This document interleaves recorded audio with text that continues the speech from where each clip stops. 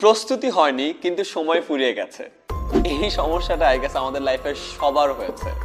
একটা ছোট আইডিয়া বলি, অলওয়েজ সবার মানে সবার এই প্রবলেমটা ফেস করতে হয়, এবং তোমার যদি প্রস্তুতি শেষ না হয়ে থাকে, আরেকজনের যে শেষ হয়ে গেছে এটা মনে করার কোনোই কারণ নেই। সবাই এই সমস্যায় ভুগছে, তাই এই সমস্যাটা শুধুমাত্র নিজের মনে করে মুষড়ে পড়ার কোনোই দরকার নেই।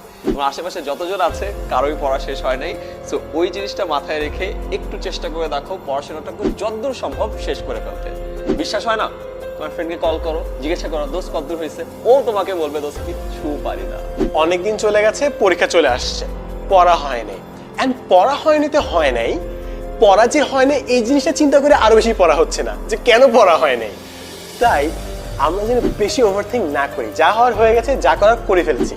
বাকি যে 5 ঘন্টা 4 ঘন্টা 3 ঘন্টাটুকু আছে, ওটা যেন মাথা ঠান্ডা রেখে কুলড ডাউন হয়ে ইউজ করি। যখন পড়বা অলওয়েজ চেষ্টা করবা পড়ার যে পেজগুলো আছে হাইলাইট করে রাখতে, স্টিকি নোট পেস্ট করে রাখতে, কোনটা গুরুত্বপূর্ণ, কোনটা পড়তে হবে পরে, কোনটা রিভিশন দেওয়ার জন্য অনেক ইম্পর্টেন্ট আগে থেকে সেট করে রাখবা। কেন? পরীক্ষার আগে যখন তোমার প্রস্তুতির সময় থাকবে না, খুবই তাড়াতাড়ি ওই হাইলাইট পয়েন্টগুলো খালি দেখবা, পোস্ট-ইট পেপারের নোটগুলো খালি দেখবা, যে জিনিসগুলো সুন্দর করে লেখা আছে ওগুলো খালি দেখবা, কারণ ওই পার্টগুলো দেখে ফেললেই তোমার পুরো প্রিপারেশনের ধারণাটাই ক্লিয়ার হয়ে যাচ্ছে।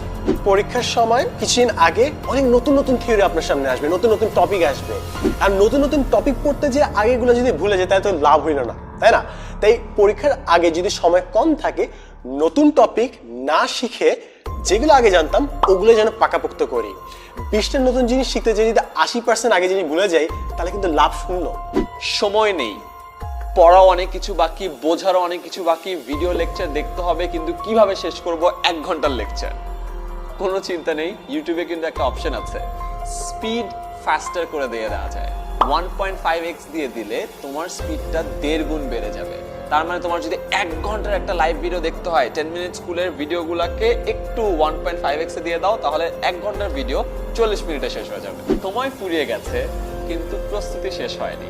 এই সমস্যাটা আমার মতো তোমার মতো সবাই ফেস করছে, তাই এই ভিডিওর আইডিয়াগুলো তোমার সব বন্ধু বান্ধবদের সাথেও শেয়ার করে ফেলো না, যেন সবাই এর থেকে কিছু না কিছু শিখতে পারে এবং নেক্সট টাইম এই প্রবলেমে পড়লে কোনো না কোনো আইডিয়া কাজে লাগাতে পারে।